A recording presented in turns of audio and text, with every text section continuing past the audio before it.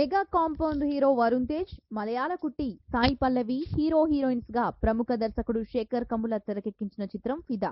ఈ beautiful love entertainer ని Shri Venkateswara creations banner లో దిల్ రాజు నిర్మించడంతో పాటు ట్రైలర్స్ ఆకట్టుకునే విధంగా ఉండడంతో ఈ సినిమాపై అంచనాలు భారీగా ఉన్నాయి.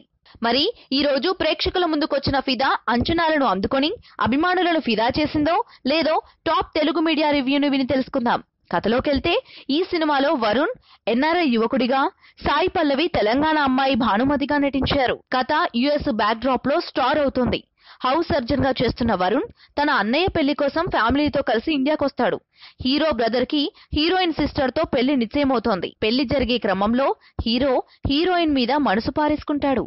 భానుమతి కూడా వరుణ్ తో ప్రేమలో పడినా కొన్ని కారణాల వల్ల వారి ప్రేమ బ్రేకప్ అవుతోంది. అయినా వరుణ్ మాత్రం తన లవ్ ని విడిచిపెట్టడు. ఫ్యామిలీ సెంటిమెంట్స్, ఎమోషన్స్ మధ్య వారు తమ ప్రేమను ఎలా గెలుచుకున్నారనే విషయం తెలుసుకోవాలంటే సినిమాను వెండితెర మీద చూడాల్సిందే. కథనం ఏంటంటే, ఓ ఎన్ఆర్ఐ యువకుడు పల్లెటూరు అమ్మాయితో ప్రేమలో పడటం, అనుకోకుండా బ్రేకప్ అయిన తన ప్రేమను ఎలా సాధించాడనేదే ఫిదా స్టోరీ. విలేజ్ బ్యాక్ డ్రాప్ లో వారి మధ్య ఉన్న రొమాంటిక్ సీన్స్ తో ఫస్ట్ హాఫ్ ఫుల్ ఎంటర్టైన్మెంట్ ఇవ్వగా, సెకండ్ హాఫ్ లో ఎమోషనల్ సీన్స్ ఉన్న కాస్త స్లోగా సాగింది. ఇక ఎవరు ఎలా చేశారో విందాం. ఎన్ఆర్ఐ యువకుడి పాత్రలో సాఫ్ట్ నేచర్ క్యారెక్టర్ లో వరుణ్ తేజ్ పర్ఫార్మెన్స్ అద్భుతంగా ఉంది.